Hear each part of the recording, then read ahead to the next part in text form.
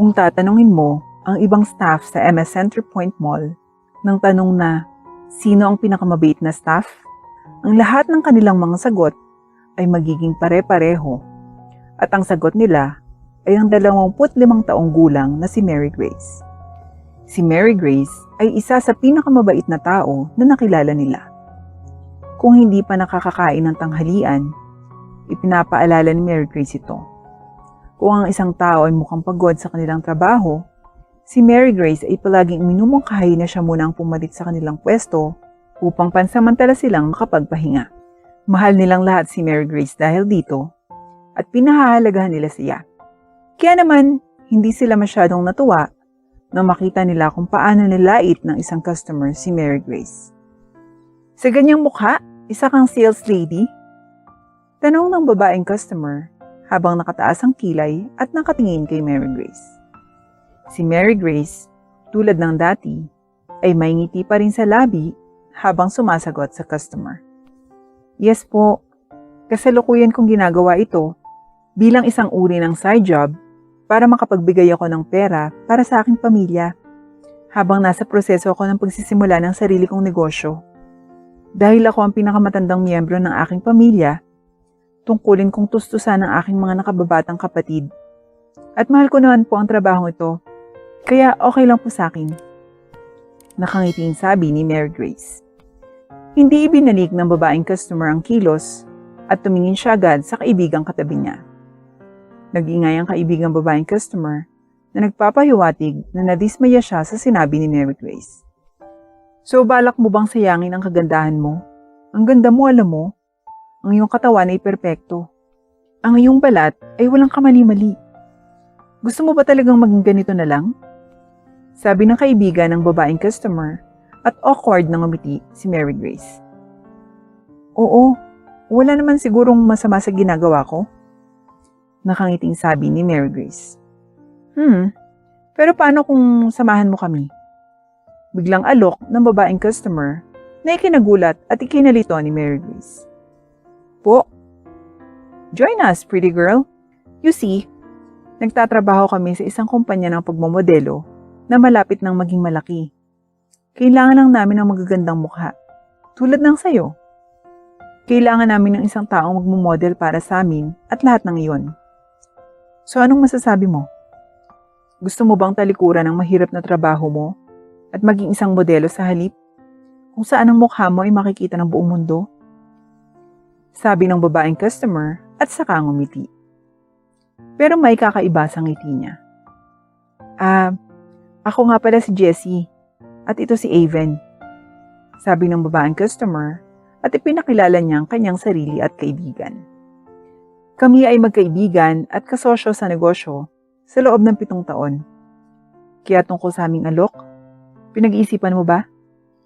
Sabi ni Jessie at tumulo ang pawis ni Mary Grace sa noo. Salamat, pero no thank you na lang. Talagang pinahahalagahan ko ang iyong alok at nagpapasalamat ako sa iyong papuri. Pero kailangan ko ring alagaan ang lumalago kong negosyo. Sabi ni Mary Grace bago siya ngumiti. Pero parang hindi natuwa ang 2 customer sa harap niya sa sagot niya. Sigurado ka, nagsasayang ka ng malaking pagkakataon, alam mo? Ibig kong sabihin, gaano ka kadalas nakakatanggap ng papuri mula sa isang tao? Tiyak na hindi araw-araw. Maaari mo bang pag-isipang mabuti ulit? Sabi pa ni Jessie na bahagyang ikinainis na ibang staff na nakakarinig at nakakakita sa kanilang pinag-uusapan.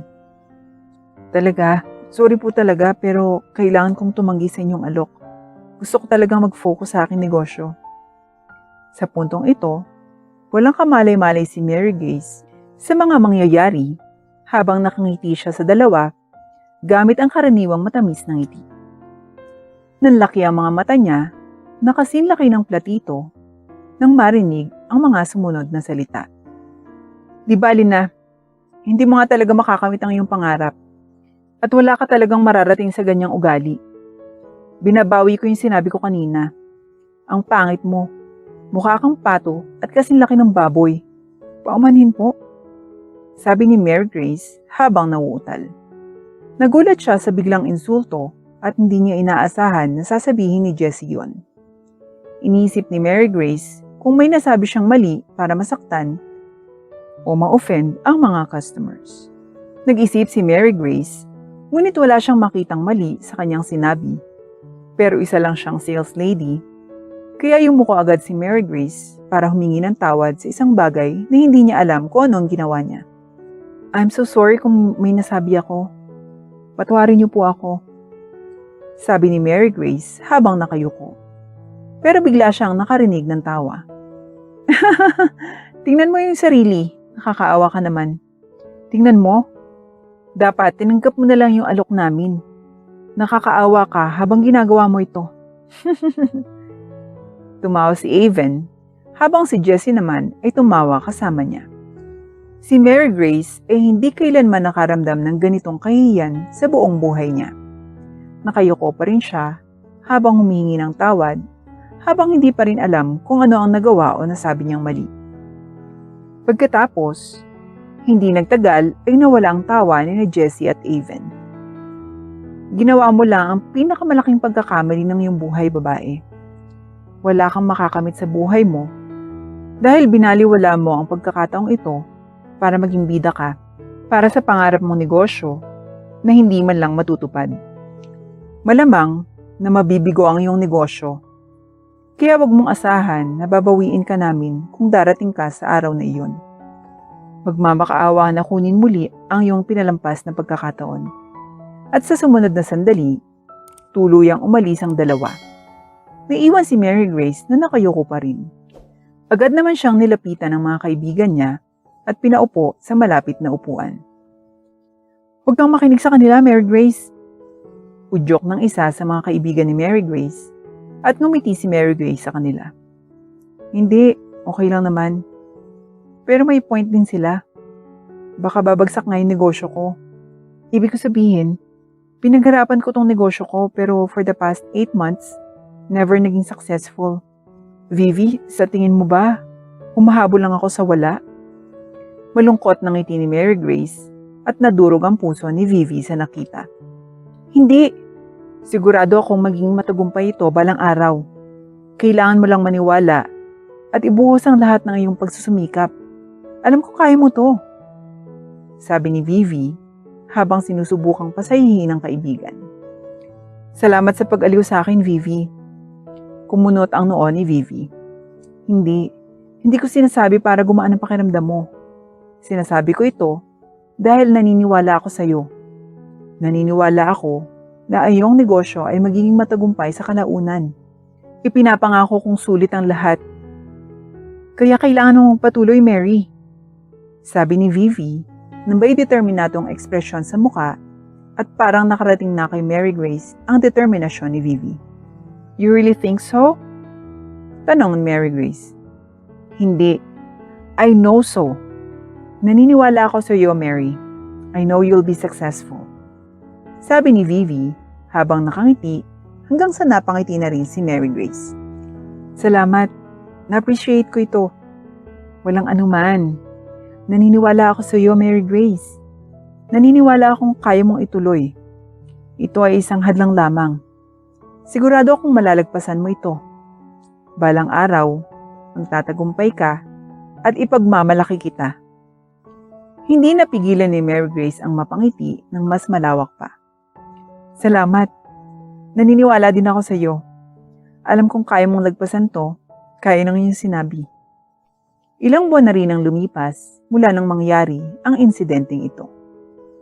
Naglalakad-lakad si Jessie sa MS Centerpoint habang dinadaanan niyang bawat store na nagbebenta ng mga damit. Naisip ni Jessie na lahat ng damit ay mukhang boring hanggang sa umabot siya sa store na nagngangalang Magnifique. Pumasok si Jessie sa tindahan, nagulat siya nang makita niya ang dose-dose ng mga damit na simple lang, ngunit maganda. Manghang-mangha si Jessie at napanganga siya sa iba't ibang disenyo ng mga damit at nabigla siya nang may mabangga siya dahil hindi siya tumitingin sa kanyang dinaraanan. Oh, reklamo ni Jessie at napakunot ang noo niya habang nakatingin sa kung sinong nakabangga sa kanya para lang makita ang pamilyar na mukha. Oh, di ba't ikaw yung babaeng nag-alok sa akin ng trabahong modeling months ago?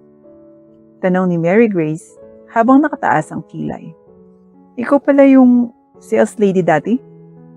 Tanong ni Jessie habang gulat pa rin ang ekspresyon sa kanyang mukha.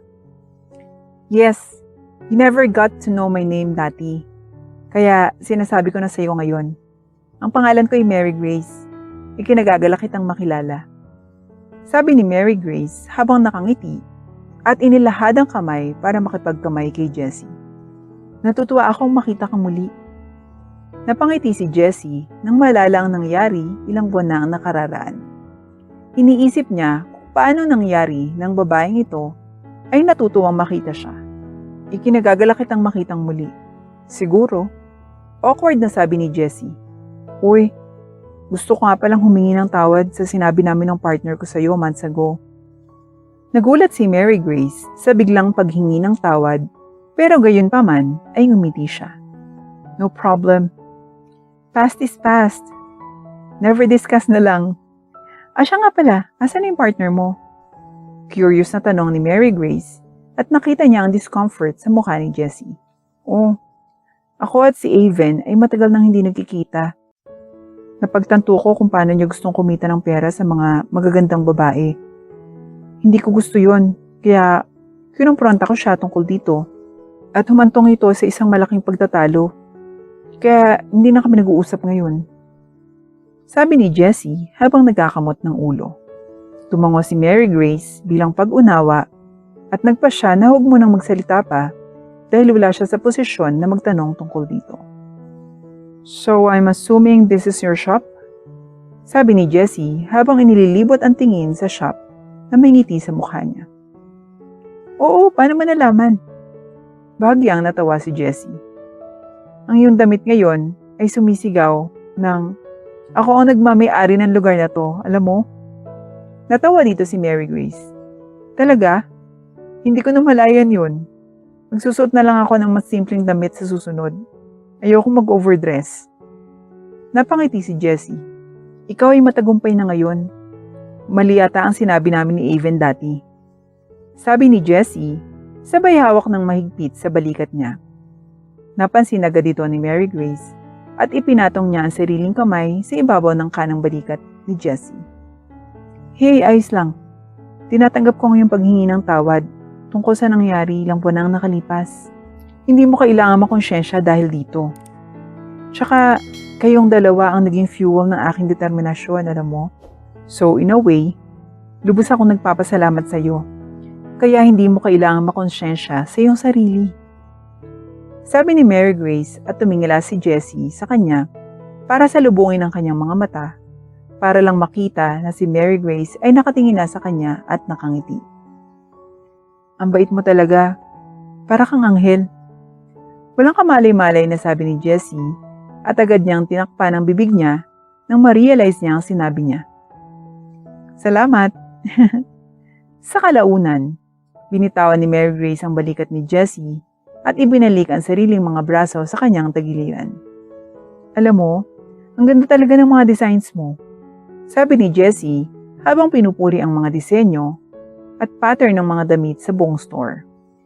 Hindi napigilan ni Mary Grace ang sarili dahil namula ang pisngi niya dahil sa papuri. Oh, salamat. Naniniwala ako sa sense of fashion mo. Tutulungan mo ba akong maghanap ng damit na babagay sa akin?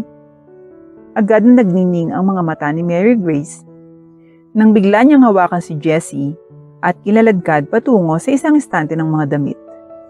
Actually, I have the perfect dress for you.